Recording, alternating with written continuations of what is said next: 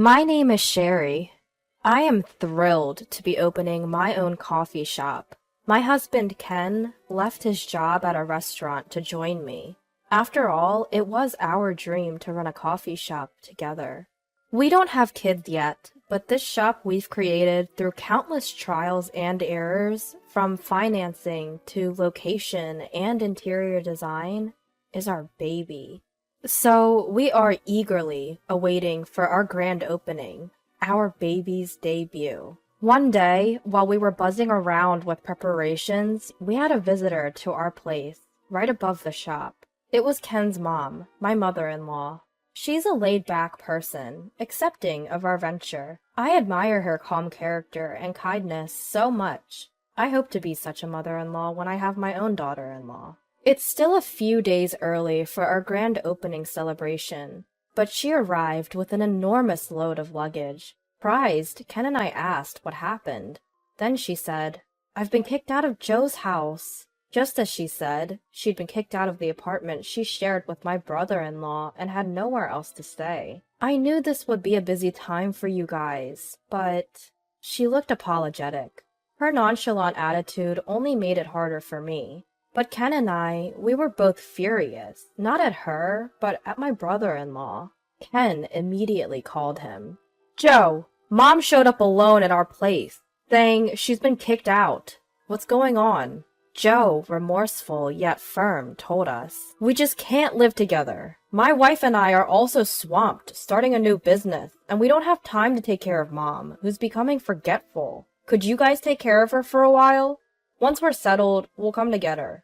Though it served his interests, we couldn't trust his words. Joe had reluctantly cared for our mother-in-law just because he was the older brother. Joe's wife wasn't very caring either. They must be having a blast after kicking her out. So I thought of a way to prevent our kind mother-in-law from feeling lonely or pitiful. "Okay, if that's what you say, Joe. Mother-in-law, you can live with us." There was no other choice. Their father had already passed away, and there were only two brothers, so there was no one else to take care for her. I feel a bit imposed upon, but my mother-in-law is family to me too. I can't just not take care of her, especially since she's so kind, and I love her dearly. "If you're fine with it, then I want her to stay with us too."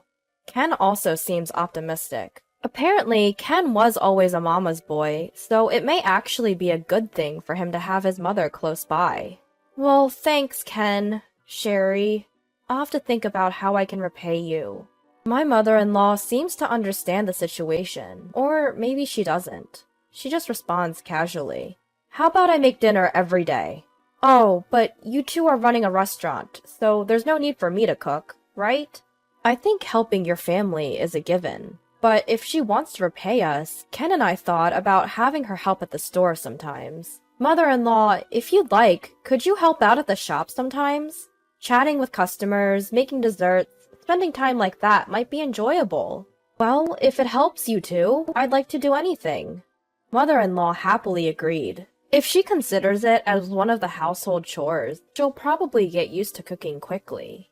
Anticipating that, Ken and I talked about having her help with mainly cooking. With the conversation going in that direction, we decided to show her with the store downstairs. After we went down the stairs and showed her around the ground floor cafe and introduced the opening menu, my usually slow-paced mother-in-law suddenly became clear and assertive.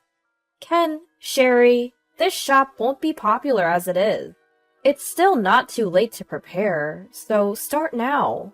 Ken and I were astounded at the confidence out-of-the-blue ideas our mother-in-law proposed. For example, given the current retro trend, even a newly built store should have old-fashioned interior and background music. The menu should include items that mother-in-law used to eat when she was young, to not only attract young people riding the retro wave, but also to appeal to older customers. Moreover, since the number of candy shops in our town is decreasing, we should set up a corner for candies, allowing buyers to eat inside the store, and would attract families with children. All her ideas were innovative and in line with the town's needs. They were so spot on that we had to agree, and under the direction of our mother-in-law, We immediately began preparing. After our mother-in-law started living with us, our long-desired store opened a few days later, and a month has passed since then. If the store had no future, the number of customers would significantly decrease after a month, but we don't have that worry with our store. We get so many customers every day that there's a line. All this is thanks to our mother-in-law. Sherry, the sandwich for table 3 is ready. Please bring it over. Yes, coming right now. Though I'm busy, each day is fulfilling. It might have been a real blessing that my mother-in-law decided to barge into our lives at that time. But one day, an intruder would disrupt our busy yet enjoyable days. It was my brother-in-law and his wife. We live in the same town, you know. We've heard the rumors. Your business seems to be flourishing. And isn't it true that Mom is being called the beloved granny of the store? My brother-in-law, with a sarcastic look on his face, glanced around the cafe and said this. Actually, we're thinking of starting our own shop too. A boba milk tea shop, which has been all the rage since last year. For that, we would love to have Mom help us out. That's why we came to pick her up. Give Mom back. Huh? Joe, what are you saying all of a sudden? Well, it was agreed from the start that she would return once we settled down. Now it's time. Come on, give Mom back. You guys have had enough of your good fortune, haven't you? It's our turn now. As if they can just return my mother-in-law like she's some kind of lucky charm. They can say whatever they want, but the cafe that the 3 of us created is just starting to take off. The real test is still to come. We're already relying on my mother-in-law as a full-time employee. If she were to leave us now, who would fill that gap? You can just hire part-time workers. A thriving business like yours should have no trouble attracting young workers, right? They'd probably work harder than an elderly woman like Mom. So Mom, let's say goodbye to Sherry and Ken, and go home together. At Joe's words, my mother-in-law agreed surprisingly easily. Both my husband and I were thrown off. Mom, you don't have to listen to Joe. You can stay where you want. Ken, I really think it's okay to go back to Joe's place. I'm sorry for interfering, Sherry, but it was fun working with you two. Come and visit us at home sometime. Without giving the impression like she was being taken away by force, my mother-in-law went back home with Joe and his wife. There was no time to feel wronged or bitter, but with the absence of my mother-in-law, who was like oil in our machinery, both the cafe and our home felt a bit emptier. That much was certain. Days where we forgot about time due to our busyness passed, and before we knew it, about half a year had passed. The cafe is still bustling as usual today. The advice from my mother-in-law, whom we haven't heard from since that day, has undoubtedly contributed to our success. I wonder if she's doing okay. I thought about calling her out of concern, but seeing Ken, who obviously felt abandoned by his mother, acting sulky, I couldn't bring myself to make contact. Welcome! The atmosphere at home isn't great, but the store opens today as always, and we have customers coming in. And on that day, it was not a customer who opened the door of the shop, but my mother-in-law, her usual serene expression on her face. Sherry, Ken, I've missed you. Mom, what brings you here all of a sudden? Mother-in-law, we were worried about you. You never reached out. Have you been okay? In response to our barrage of questions, my mother-in-law simply smiled and repeated what she had said once before. I was kicked out of Joe's house. They asked me to help at the shop, and I did. But it seems the business has been floundering. They told me I was a nuisance, so I left, and I was hoping to work with you guys again. It seemed that yet again my mother-in-law had been driven out for a reason you wouldn't think to do to your own mother. Ken and I began to plot our revenge on Joe, but it turned out there was no need. Joe showed up on his own, looking utterly worn out. Mom, why do you keep disappearing without a word? Both me and her are struggling without you. Joe's wife, also known as Her, wasn't present today. It seems she was overseeing the shop. Joe, don't make it sound like it's my fault. You guys said you wanted to cut labor costs, so I, being your family, decided to leave first. I then understood what she meant by being kicked out. If they wanted to cut labor costs, they'd first dismiss the ones who could easily be let go. Or my mother-in-law, who was at an age where she technically didn't need to work. That was not about you, Mom, but the part-timers, the students. We never said a word about you. Moreover, I don't want to be in your shop anymore. I don't want to jump into a sinking ship. If they asked me to finance a failing shop using my savings and pension, it'd be unbearable. Don't be like that. Come back to the shop and give us advice like you did to Ken. Didn't you say that even an old woman like you could give advice on managing the shop, and that Ken and his team were very kind? We also want advice from you. It's not a big deal. No way. I helped Ken and his team because they wanted to create a coffee shop like the one I worked at when I was young. A place where the local people can relax. You're only interested in your own profits and short-term gains. That's not true. I also opened a store to sell trending desserts for the revitalization of our community. Is that really so? Young people's trends change so quickly.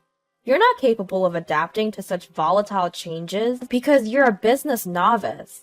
Besides, even if it's trendy, young people are very observant of adults, and they'll naturally migrate to a better shop. Your shop might be novel and shiny, but the staff training isn't up to the mark. And customers don't seem comfortable there either. Just because you have experience working in a finance department and are good with numbers, it doesn't mean you can run a business well. It's pathetic. It's clear that the staff are blindly led too. With a sigh, my mother-in-law continued to speak with a sorrowful expression, as if lamenting her own son. In a small-town diner like this, you can't just mindlessly sell what's trendy among young folks. You failed to cater to customers' needs. You couldn't captivate their hearts. I wonder if you really aspire to be in the service industry. It saddens me. Especially since I used to be a waitress at a coffee shop. I just couldn't, and don't want to, work at your place. You should have said so from the very beginning. You were quick to intervene with Ken, but with me, you just went along with things. I couldn't intervene, Joe. Your shop is targeting young people from the start, and there's nothing I, an old lady, can make suggestions on. I don't fully understand young people's trends because of my age. I'm just an old woman who used to be a waitress. I can't live up to high expectations. Now please, stop making a scene in Ken's shop. You should go back to your place and deal with your finances.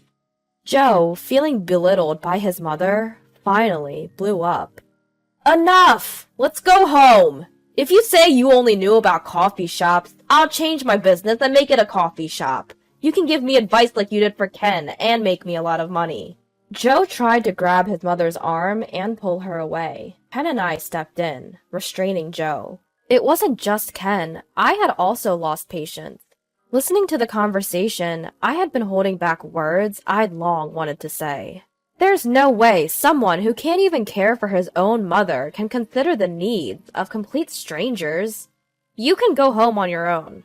And don't come to see your mother again. She is a coworker to us, not a tool for you to make money.